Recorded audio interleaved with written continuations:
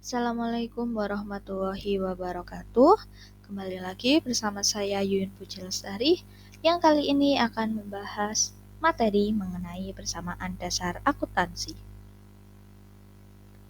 Tahukah kamu apa itu persamaan dasar akuntansi? Persamaan dasar akuntansi merupakan suatu komponen yang membentuk dasar untuk semua sistem akuntansi yang menghubungkan antara harta atau kekayaan dengan hutang dan modal yang dimiliki oleh perusahaan. Persamaan ini menggambarkan mengenai apa yang dimiliki oleh perusahaan dan seberapa besar hutang perusahaan. Persamaan ini sangat penting. Contohnya adalah dalam membuat neraca dan laporan laba rugi. Rumus sederhana dalam persamaan dasar akuntansi adalah aset sama dengan hutang ditambah dengan modal. Selain itu, rumusan persamaan ini dapat dirubah sesuai dengan kebutuhan seperti hutang sama dengan aset dikurangi modal ataupun juga modal sama dengan aset dikurangi dengan hutang. Agar mempermudah pemahaman akan akuntansi dasar, hafalkan istilah ALOE. ALOE yang dimaksud tentu saja bukan merujuk pada nama tanaman, namun merupakan singkatan dari A untuk aset, L untuk liabilities, dan OE untuk owner's equity. Ketiga hal tersebut termasuk ke dalam konsep dasar penggolongan akun.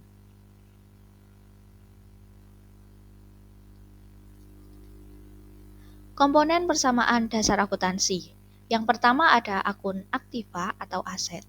Orang awam pada umumnya mendefinisikan aktiva atau aset sebagai harta kekayaan berbentuk fisik, baik wujudnya berupa uang maupun benda berharga.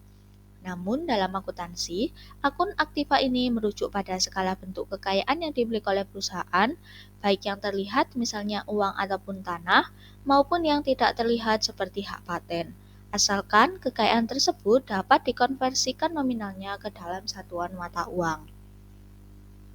Kedua yaitu aktiva lancar atau current asset. Disebut aktiva lancar sebab kekayaan yang termasuk harta lancar memiliki likuiditas tinggi atau gampangnya mudah dicairkan. Maksudnya, harta lancar dapat dengan cepat dikonversikan ke dalam mata uang atau dicairkan dalam waktu kurang dari setahun. Jenis transaksi yang termasuk ke dalam harta lancar adalah kekayaan yang berupa kas, piutang, wesel, perlengkapan, surat berharga, serta transaksi yang telah dibayar di muka atau biasa disebut dengan paid in advance. Selanjutnya yaitu aktiva tetap atau fixed asset. Berkebalikan dengan aktiva lancar yang dapat dicarikan dalam waktu kurang dari 1 tahun, aktiva tetap justru merujuk pada kekayaan yang digunakan dalam waktu lebih dari setahun. Biasanya berupa segala sesuatu yang digunakan dalam kegiatan operasional perusahaan seperti mesin produksi, kendaraan operasional, maupun tanah atau bangunan. Karena berupa aset yang dapat dipakai lebih dari setahun, aset-aset ini, kecuali tanah, mempunyai umur. Umur aset dapat mengalami penurunan atau biasa disebut dengan depresiasi. Selanjutnya yaitu kewajiban atau liabilities. Akun kewajiban atau liabilities mencakup segala jenis transaksi yang harus dibayarkan oleh perusahaan. Akun ini bersifat wajib, sehingga perusahaan wajib untuk melunasi kewajiban-kewajibannya ini. Serupa layaknya aktiva, kewajiban terdiri dari kewajiban lancar dan kewajiban jangka panjang.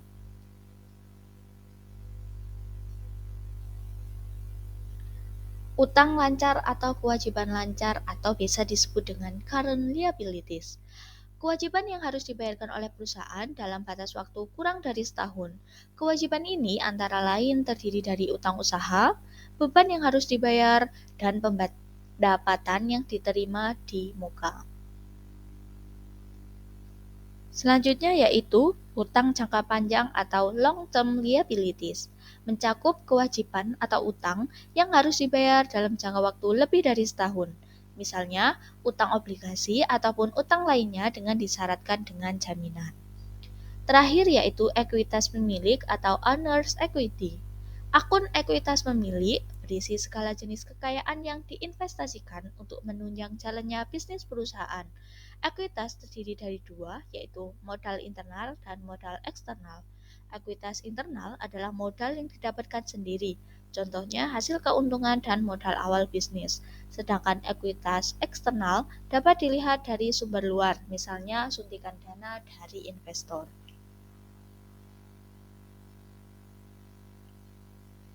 Selanjutnya yaitu mengenai manfaat persamaan dasar akuntansi. Secara umum, persamaan ini berguna untuk mengetahui perubahan nilai harta atau kekayaan suatu perusahaan. Perubahan ini berdampak pada setiap transaksi yang telah dilakukan sebelumnya. Persamaan ini juga bermanfaat untuk mengetahui besar harta yang terpakai atau dibelanjakan dalam suatu periode transaksi. Karena itu, persamaan dasar akuntansi sangat berguna dalam menghitung keuangan pada laporan perusahaan, sehingga pengeluaran dan pemasukan yang tercatat dapat dilakukan dengan baik. Selanjutnya yaitu mengenai sistem entry ganda. Persamaan akuntansi membentuk dasar dari akuntansi entry ganda dan merupakan representasi ringkas dari konsep yang berkembang menjadi tampilan neraca yang lebih kompleks, diperluas, dan multi-item. Neraca didasarkan pada sistem akuntansi double entry di mana total aset perusahaan sama dengan total kewajiban dan ekuitas pemegang saham. Pada dasarnya, representasi tersebut menyamakan semua penggunaan modal aset dengan semua sumber modal, di mana modal utang mengarah pada kewajiban dan modal ekuitas mengarah pada ekuitas pemegang saham. Untuk bisnis yang menyimpan akun dengan akurat, setiap transaksi akan dicatat setidaknya di dua akun. Contohnya, apabila bisnis mengambil pinjaman dari entitas keuangan bank, maka uang yang dipinjam akan menambah aset perusahaan, serta kewajiban pinjaman juga akan ditambah dengan jumlah yang sama. Selanjutnya yaitu mengenai contoh dari persamaan dasar akuntansi. Yang pertama, membeli mesin dengan uang tunai. Misalnya, perusahaan XYZ ingin membeli mesin dengan harga 500 juta hanya dengan uang tunai. Transaksi ini akan menghasilkan debit ke peralatan yang bertambah sebesar 500 juta dan kredit ke tunai yang berkurang sebesar 500 juta.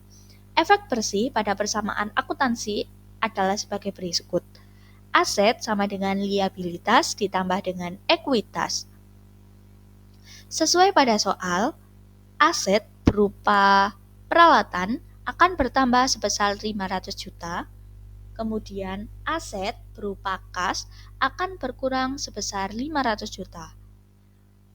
Atas transaksi ini diketahui aset akan bernilai 0 dari 500 juta dikurangi dengan 500 juta, liability sebesar 0 karena tidak ada efek, dan ekuitas berjumlah 0 karena tidak ada efek. Transaksi ini hanya mempengaruhi aset dalam persamaan dasar akuntansi. Oleh karena itu, tidak ada efek terkait dalam kewajiban atau ekuitas pemegang saham di sisi kanan persamaan.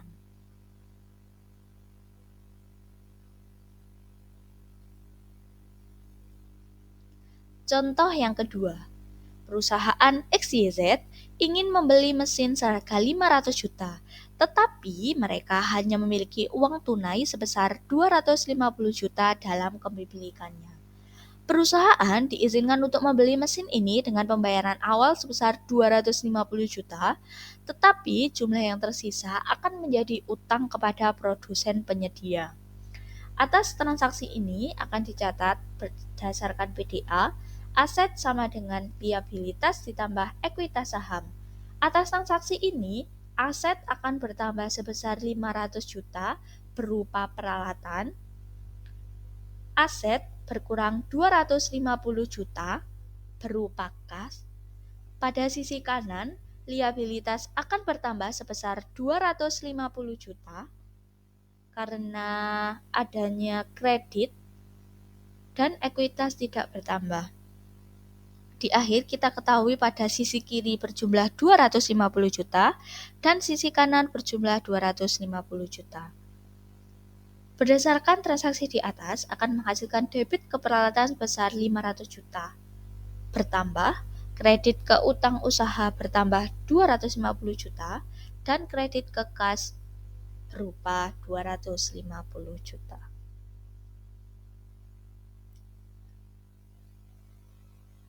Selanjutnya untuk soal. Yang pertama, pada tanggal 1 April, perusahaan mulai menjalankan bisnis dengan membuka kantor akuntan publik dengan nilai investasi sebesar 800 juta berbentuk kas. Menurutmu, akun manakah dari sisi kiri dan kanan yang akan berpengaruh? Nomor 2, pada tanggal 2 April dibayar sewa kantor satu ruangan yang akan dipakai sebesar 35 juta rupiah. Menurutmu, akun manakah pada sisi kiri dan kanan yang akan berpengaruh? 4. April, perusahaan membeli perlengkapan kantor sebesar 40 juta dari PT Unggul secara kredit. Menurutmu, akun manakah yang akan berpengaruh dari sisi kiri dan sisi kanan? 8 April, telah diselesaikan pekerjaan kompilasi laporan keuangan PT Seika dengan nilai kontrak 85 juta, namun belum dibayar. Menurutmu, akun apa yang akan berpengaruh pada sisi kiri dan sisi kanan?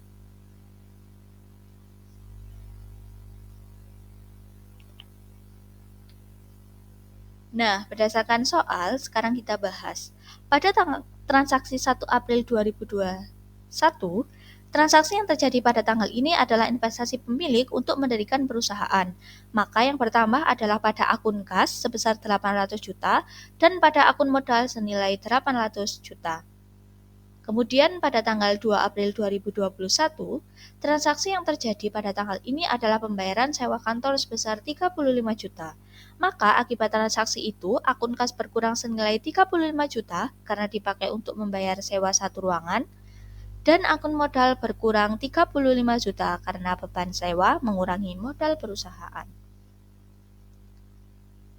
Selanjutnya yaitu pada transaksi tanggal 4 April 2021, transaksi yang terjadi adalah pembelian perlengkapan kantor secara kredit. Oleh sebab itu, akun perlengkapan dan akun utang bertambah senilai 40 juta. Selanjutnya, transaksi pada tanggal 8 April 2021, transaksi yang terjadi pada tanggal ini berupa pendapatan jasa yang belum tertagih atau belum diterima uang kasnya, atau masih berbentuk piutang.